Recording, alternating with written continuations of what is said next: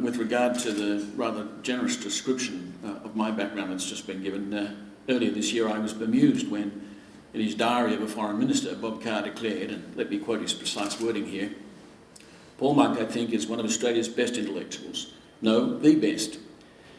This is another case of him leaping over the various divides and factional camps, the culture wars. He was referring to a piece I'd written about China. Our next guest speaker is Dr. Paul Monk. He is a former senior intelligence analyst and author of 7 books. Dr. Monk served as the Japan and Korea desk officer at the federal government's Defense Intelligence Organization in the early 1990s and headed the analysis of China in the mid-90s.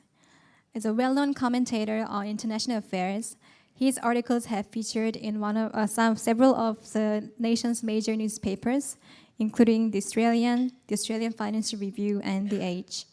He has also appeared on the ABC on numerous occasions, during which times he shared his insights on North Korean issues. Dr. Monk is also one of the founders of consulting company Van Gelder & Monk.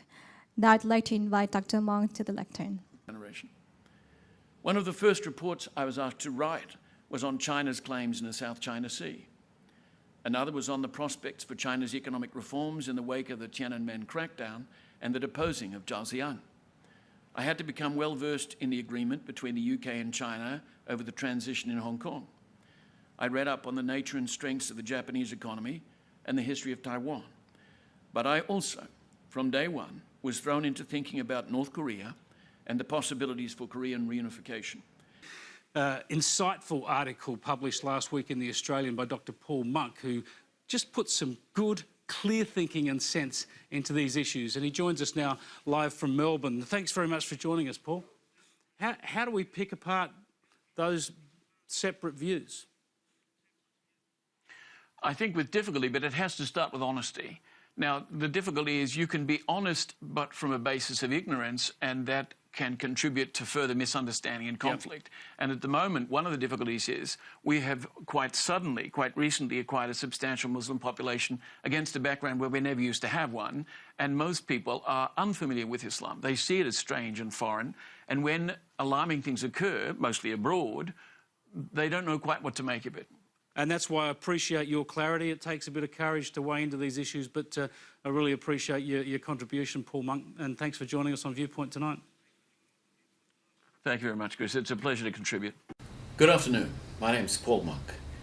We've made this video because, regrettably, I've been unable to join you in Washington, D.C. for this forum.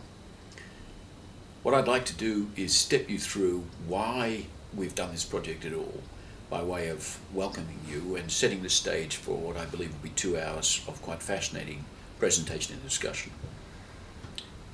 How we had an interest in the Hollis case. I would love to be there to feel exactly why you were interested, but let me explain why I think it's intrinsically important. The first and most fundamental is that counterintelligence and security are at least as important now as they've ever been.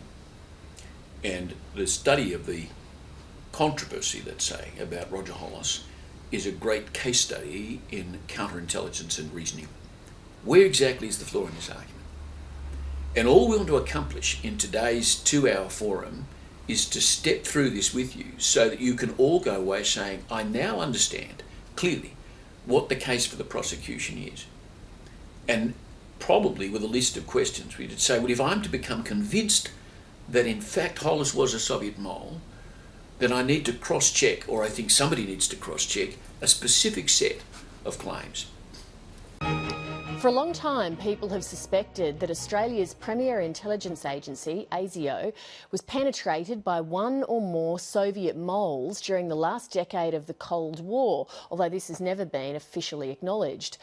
If that can happen during the Cold War, why would it not happen again? If we haven't got an adequate accounting for what went wrong before, what warrant do we have for believing now that the organisation set up to protect us and our security and our place in international alliance will function now and not be compromised?